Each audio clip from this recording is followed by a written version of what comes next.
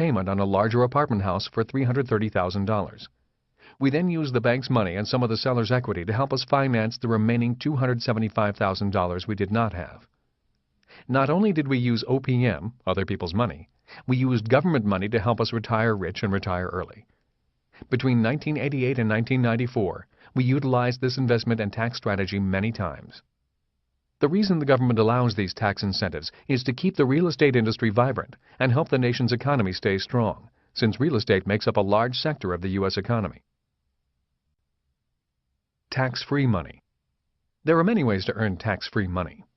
One way is to invest in tax-free municipal bonds. An example would be a person who puts $1,000 in a tax-free bond at a 5% interest rate. That means that each year this person will receive $50 tax-free. While it may not sound exciting, there are many times when such a return is desirable. Tax-free money from 0% money. Another way of deferring taxes is by taking the depreciation from the improvements on your property. For example, let's say I buy a $100,000 rental property. The land is valued at $20,000 and the building is valued at $80,000. The government allows me to depreciate the building and not pay taxes on the amount of that depreciation. Let's say the government allows me to take a 20-year depreciation schedule on the $80,000 improvement. In many ways, that offsets $4,000 of extra income I do not have to pay taxes on in that year. When your portfolio is in the millions of dollars, that amount in just depreciation, when combined with other losses that are not really losses, can be significant. One method the rich use to legally receive tax-free money is to simply keep deferring their real estate capital gains and then at the end of their lives roll that real estate into something like a charitable remainder trust. The moment they do that, they may never have to pay tax on all the capital gains or depreciation they deferred and used for much of their lives. Competent advice. When making any financial decisions involving these issues, my best advice is to seek competent advice. I am not a tax attorney, a tax accountant, or an estate attorney. These are highly specialized and complex areas of law that require the best advice you can find, especially if you are rich or plan on becoming rich. As Rich Dad often said, the most expensive advice you can receive is free advice. It is advice from your friends and relatives who are not rich and have no plans on becoming rich. But remember, not only can you receive bad advice from friends and family, you can also receive bad advice from so-called professional financial advisors, bookkeepers, accountants, and attorneys. So choose your team wisely. The best loophole of all. The best way to earn more and work less is via owning your own business. It continues to be the best loophole in the world. An employee today pays for many of life's finer things with after-tax dollars. For example, most employees have to pay for their car with after-tax dollars. A business owner is allowed to pay for his or her car with before-tax dollars if it is used for business and meets certain requirements.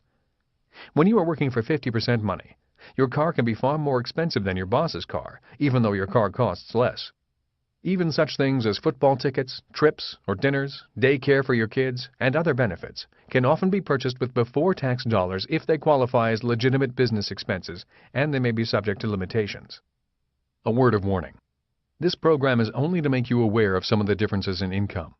I caution you because it is legal to reduce taxes as long as you use these tax strategies in the pursuit of making more money. If you utilize these same strategies only to minimize taxes, then you are technically breaking the law.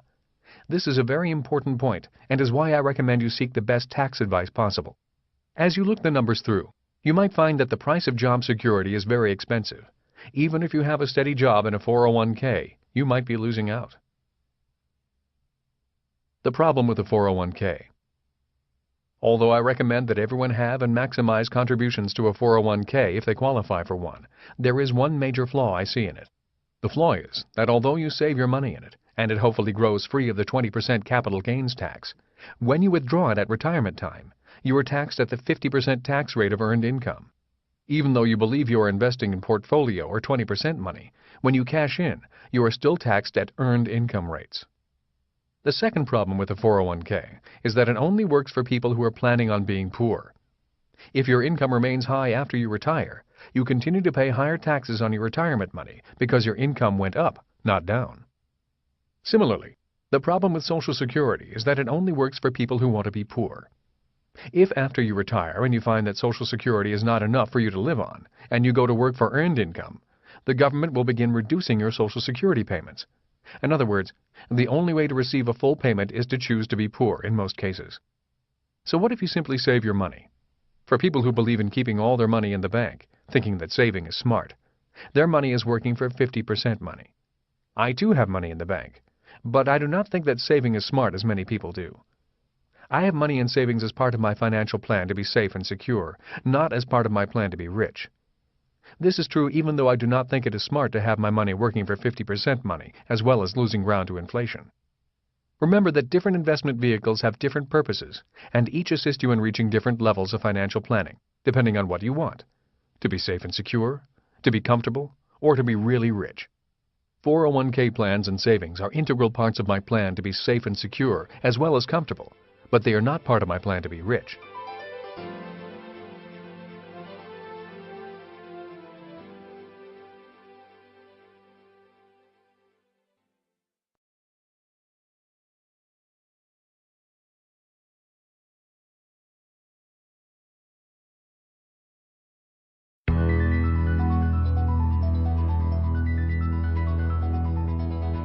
How you can earn more tax-advantaged income. By simply starting a small home-based business, buying a franchise, or joining a network marketing company, you are moving into a more tax-advantaged income. If you can reduce the cost of some of your expenses just by utilizing tax-advantaged dollars, you are getting ahead financially. The reason Kim and I retired early was because we worked hard to build businesses and buy real estate. That plan allowed us to work less and less and earn more and more. We did not work for money. We worked hard to build, buy, or create assets, as my rich dad had advised. To us, working at a job was not smart, and in the long run, it was much more risky. Here's a suggestion. List how much you currently earn a month from earned income, passive income, and portfolio income. If you want to retire, you will need passive and portfolio income in most cases. The sooner you learn to acquire passive and portfolio income, the sooner you are on your way to retiring rich and retiring young. Not only will you be able to retire earlier, you may also feel more financially secure and smarter, since you will be earning 20% or even tax-deferred income rather than 50% income, which is the type of income most people are working so hard for. The fastest way to get rich quick. Rich Dad would say, there is plenty of money in the world. If you want to be rich, you need to first expand your reality, your context, in order to get hold of your share of that abundance. If you want to be rich, you need to have an open mind, a flexible reality, and the skills to turn new ideas into real and profitable ventures. But you need a plan, and fast. In a recent interview, Robert Reich, former Labor Secretary under the Clinton administration, noted, "The widening gap between the rich and the poor is setting us up for serious trouble," and he continued to say that, in the new economy, with unpredictable earnings, two tracks are emerging, the fast track and the slow track, and the absence of gradations between. The question is, are you and your plan on the fast track or the slow track? How do you create a fast plan? One of Rich Dad's basic tenets on money is an idea. Adding on to this, Rich Dad also said, there are fast ideas and slow ideas, just as there are fast trains and slow trains. When it comes to money, most people are on the slow train, looking out the windows watching the fast train pass them by. If you want to become rich quickly, your plan must include fast ideas. The following are some ideas on how to begin to build and develop a faster plan. Choose your exit strategy first. I'm often asked, how do I begin investing? Or what should I invest in? My response to their question is another question. What is your exit strategy? And sometimes my second question is, how old do you want to be when you exit? In other words, before you get into investing, you need to first know how, when, where, and with how much you want to exit. This is an important investment fundamental. How much will you have when you stop working? Using the benchmark of age 65 as when most people plan on retiring or exiting, the question is, how much income do you want when your working days are over? A number of years ago, the U.S. Department of Health, Education, and Welfare tracked people from age 20 to 65 and found that by age 65, for every 100 people, 36 were dead, 54 were living on government or family support, 5 were still working because they must, 4 were well off, and 1 was wealthy. Looking at these statistics, the unfortunate reality is that only 1 out of 100 Americans will reach the affluent level, $100,000 to $1 million per year, or higher when they exit the workforce. One reason for this is a slow financial plan without a clearly defined exit strategy. When I am asked, "Can I get to the affluent level on the slow train?" my answer is yes. You can get there with a safe, secure, high-paying job, but you must begin investing young, live frugally, invest a large portion of your income, hope that the market does not crash, and be willing to retire after age 55. There is a price for using this plan of job security and frugality to reach the affluent level. The price is that it is often difficult to move on to the rich, $1 million to $12 million per year, and ultra-rich level, $1 million a month or more, using such a conservative plan. Take the fast train. If you are starting life with very little, as I did, and want to retire young and retire rich at the rich or ultra-rich levels, you will most likely need to forsake job security and take the fast train. In order to take the fast train, a person will need an open mind, high-speed ideas, better business and investment education, and a faster plan. These people will need to operate from a different mental context and content than that of the masses. People who use the job security and long-term investment plan to reach the affluent level often arrive without the content, context, and capacity to handle the rigors of the rich and ultra-rich levels.